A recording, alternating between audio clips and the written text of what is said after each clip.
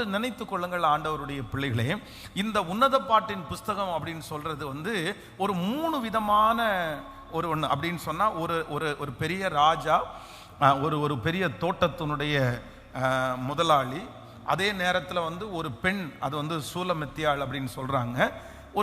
ஒரு ராஜா இருக்கிறார், ஒரு தோட்டக்காரர் இருக்கிறார், அந்த தோட்டக்காரருக்கு விரும்பின ஒரு பெண் இருக்கிறார், ஒரு சூலமெத்தி அப்படின்றவங்க.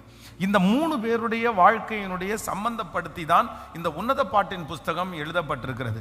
அப்போ இந்த மனுஷன் என்ன சொல்றாரு அப்படின்னு சொன்னா, எனக்கு பிரியமானவள், எனக்கு இஷ்டமானவள் அப்படின்னா அந்த இடத்துல ஆண்டவரை நம்ம குறிப்பிட்டு சொல்றோம்.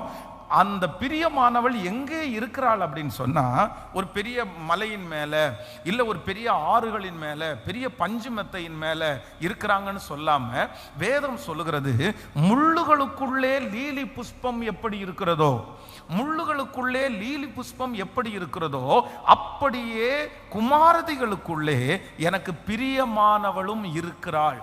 அப்போ ஆண்டவர் நம்மளை எங்க ஆண்டவர் வச்சிருக்கிறார்னா, நம்ம லீலி புஷ்பம் தான், ஆனா எங்க வச்சிருக்கிறார்னா முள்ளுகளுக்குள்ளே வைத்திருக்கிறார். நம்முடைய சூழ்நிலைகளை எல்லாத்தையும் ஆண்டவர் சரி பண்ணி ரொம்ப சமாதானமா வச்சு ரொம்ப சந்தோஷமா நம்மளை உள்ள கொண்டு போய் ஆண்டவர் வைக்காம, ஆண்டவர் நம்மளை சுற்றி என்ன பண்றார் அப்படின்னா, சூழ்நிலைகள் நிறைய முள்ளுகளா ஆண்டவர் வச்சிருக்கிறார். அப்ப இதற்கு நான் ஒரு விளக்கத்தை உங்களுக்கு கொடுத்தேன். இந்த காட்டுல நீங்க போய் பார்த்தீங்கன்னா, இந்த லீலி புஷ்பம் அப்படின்னு இருக்கிற இடம் பல கிலோமீட்டர் தூரத்திலிருந்து நம்ம கண்டுபிடிச்சிடலாம். இந்த இடத்துல லீலி பூ இருக்குது, அது ரொம்ப வாசனை கொடுக்கிற ஒரு பூ. அது 3-4 கிலோமீட்டர் தாண்டி போறவங்க கூட அதுல கண்டுபிடிச்சிருவாங்க. அது ரொம்ப காஸ்ட்லியானதும் கூட. ஆனா இந்த லீலி புஷ்பம் அதிகமான மனத்தை எப்ப வீசும் அப்படின்னு சொன்னா, எப்ப காத்தடிக்கிறதோ அப்பதான் இந்த மனம் ரொம்ப தூரமா வரும். ஏன் காத்தடிக்கிறதுனால இந்த மனம் வருது அப்படின்னு சொன்னா, இந்த காத்தடிக்கும் போது இந்த லீலி புப்பு பாத்தீங்கன்னா உள்ள இருக்கும். இந்த கத்தாழை இருக்கு பாருங்களேன், இந்த கத்தாழையை பாத்தீங்கன்னா இந்த கத்தாழை 2 பக்கமும் முள் இருக்கும். ஆனா இந்த லீலி புஷ்பத்தினுடைய அந்த இலைக்குள்ள நிறைய இடத்துல முள் இருக்கும்.